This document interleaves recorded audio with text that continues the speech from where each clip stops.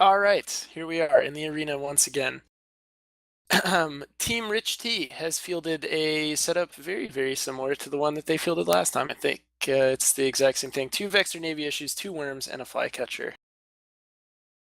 Team Shamefur Dispray is flying in 2 Vexor Navy issues, a Vexor, and 2 Algos, which has also been a pretty common sight in this tournament so far.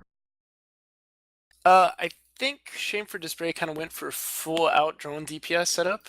I'd be interested to see if maybe they've tried to squeeze in some E-War somewhere there, but otherwise it's a pretty vanilla setup. Not to say it's not going to work, but I really like the variety of Team Rich T a little bit better. I think the worms have better tackle potential than the Algos, and they don't lose anything in terms of DPS by comparison. And here we go, lots of drones out, as is expected. Something should just get insta-deleted. It looks like Pantalones is being primaried on the Rich T team. He is shield boosting, but he has a lot of damage on him. I don't think he's going to live for very long. Rich T is rushing straight into Shamefur Dispray. As you said, going into half armor. Metalloid also going into low armor. Looks like Pant may actually perish before Metalloid here. Just the 2 Vexor Navy issues on both teams right on top of each other, going straight out, flat out, trying to delete each other.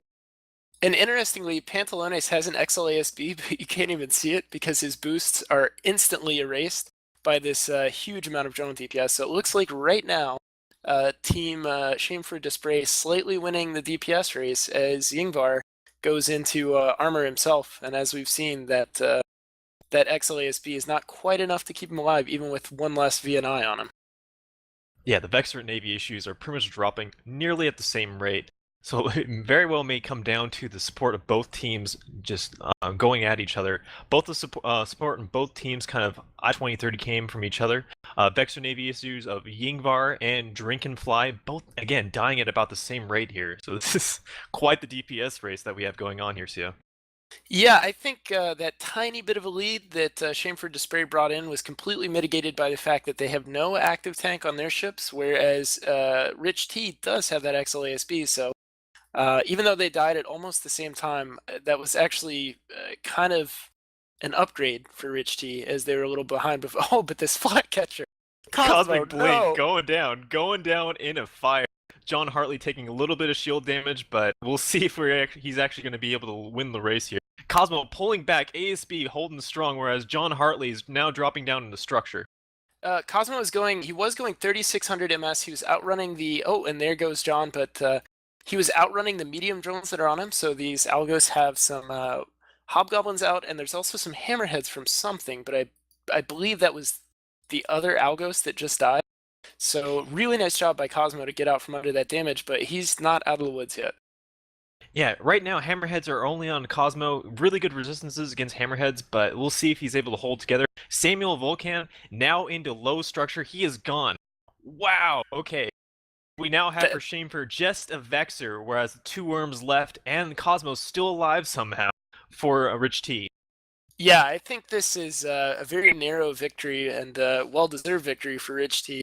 I don't think these worms are going to have any trouble cleaning up this Vexor. This Vexor is probably going to drop lights, and he has. He's got Hobgoblins going out for these worms.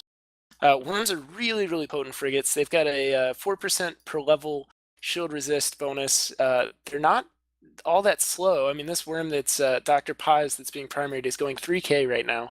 And I'm almost certain they will have ASBs, given that the rest of their team did. I don't think this Vexor is going to be able to kill either of these worms by the time that he himself dies, but it will take a minute. Even with the combined maybe 500 or 600 DPS of these worms, this Vexor appears to be pretty damn tanky. Yeah, I think that's probably the greatest difference we have between the Algoses and the worms, is the fact the worms are going to be moving way faster and likely going to be able to mitigate a lot more damage. Looks like the Vexor is actually swapping targets between the 2 worms, just trying to get some applied damage onto these worms. Rue taking a little bit of shield, whereas the Vexor is now into about half armor with the heavy augmented drones damage that we see out of the worms with their really heavy bonus to both drone HP and damage. Yeah, and I think these worms are very competently kiting out of the Vexor's drone control range, or out of his lock range maybe, and he's losing lock. It's getting increasingly difficult for him to keep damage applied. He's recalling drones now, and I believe he is using his drones to kill the worms' drones. The worms are part of the Guristas lineup, which nowadays offer a really substantial bonus to the EHP of their drones, so it might seem feasible to kill a hobgoblin, but if it's a worms hobgoblin, it actually can take a very long time. So Striker going into low armor, trying to kill off some of these worm drones, but I don't think that he's going to have a whole lot of luck. I don't think he has many other options, to be fair, but I don't expect these worm drones to die.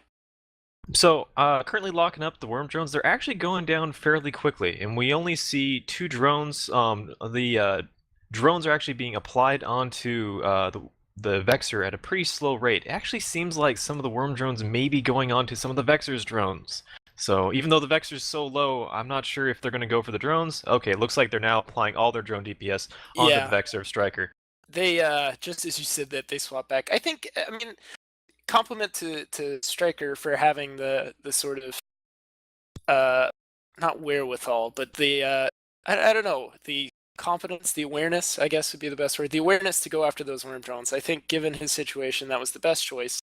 Unfortunately, he just didn't have enough help with him and didn't have enough damage himself to kill them fast enough. If it was But maybe it was one good. worm, I think he would have been able to do it. But with 2 Yeah. worms, definitely not. Worms, I believe, have a drone bay of about 25. They only have a couple of spares. But with 2 worms, not going to be all that possible. Vexor has gone down. Worms has stayed strong and alive. So Rich T takes that in a pretty convincing and rapid fashion.